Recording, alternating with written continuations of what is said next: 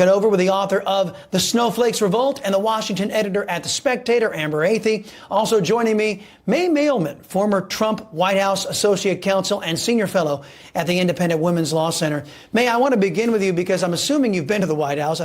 You work there. First, listen to MSNBS's Andrea Mitchell give a little bit more details about where the illegal stash was found.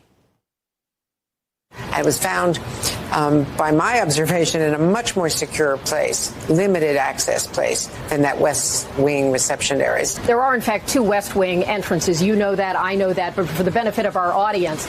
And now the investigation has progressed, and so they're saying the West Executive entrance, which, as you noted, is closer to the Situation Room. It is also next to West Executive Drive. That's where, for example, the vice president's vehicle is parked. Yeah, all those crazy people on Twitter like Joe Walsh talking about how, oh, everybody has access to it. No, it's right near the Situation Room.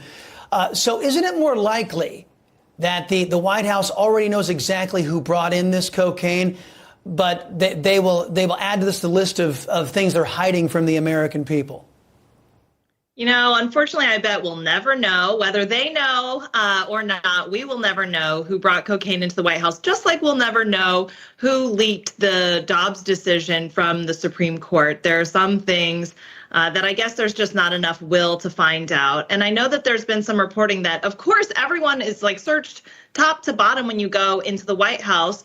That is not exactly true for people that are at a certain level of or above. It's called deputy assistant to the president or above. You can drive onto the West Wing. And so that would be cabinet secretaries, and that would be, I don't know, 100 people in the White House. So you'd really have to do a real investigation, and it doesn't seem like there's any appetite for that. Yeah, the operative word there being real investigation. Amber, the White House can't even rule out whether the cocaine belonged to Joe or Hunter. Listen to this exchange on an Air Force One gaggle. Listen.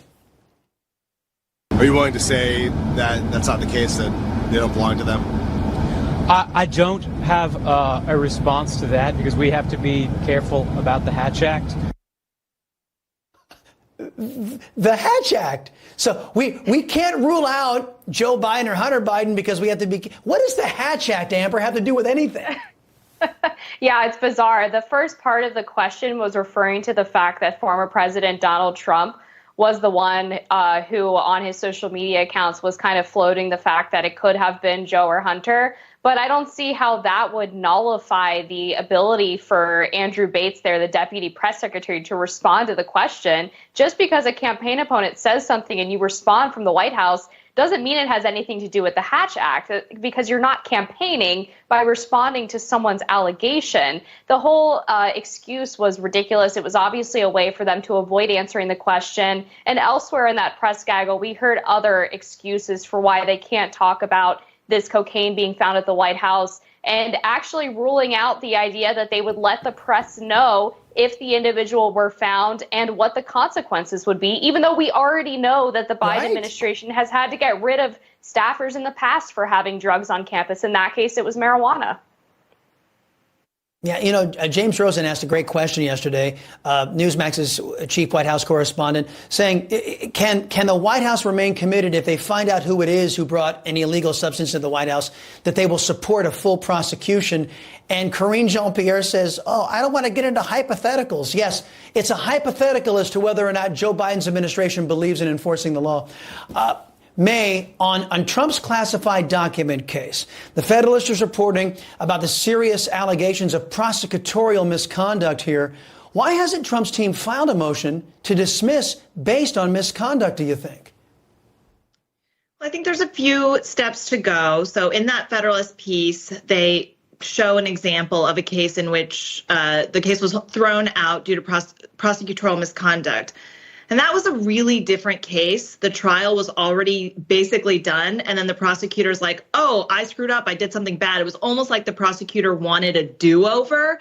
And the judge said, no, you don't get a do-over. If you're going to try and screw up to get out of your own bad trial, then I'm going to dismiss the case. Here, I think you have allegations, and maybe the next step, instead of a motion to dismiss, is actually to figure out what actually happened. And I think that that is a job. The article also makes the point that Congress has oversight authority over the Department of Justice. Let's figure out what actually was said. That transparency is key.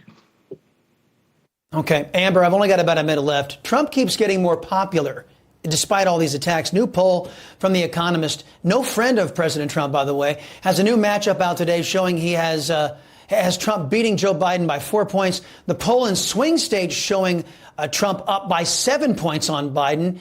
You think the country gets it, the weaponization of government against the Democrats' political opponents?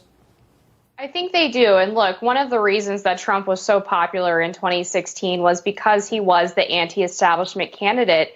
And his supporters saw the way that the government was working against him through Crossfire Hurricane. And so now with the Biden administration weaponizing the DOJ against his political opponent, it only makes it more evident that there's something about Trump that they're terrified of. And it's not that he's some especially bad guy. It's that his policies run counter to everything that the warmongering establishment believes in. Right, and I think the establishment has done such a poor job. Look at the state of the country. The establishment doesn't know how to govern, doesn't know how to run a country, and I think that's why they fear guys like Trump. Amber Athing and May Mailman, thank you very much. Appreciate your time. Coming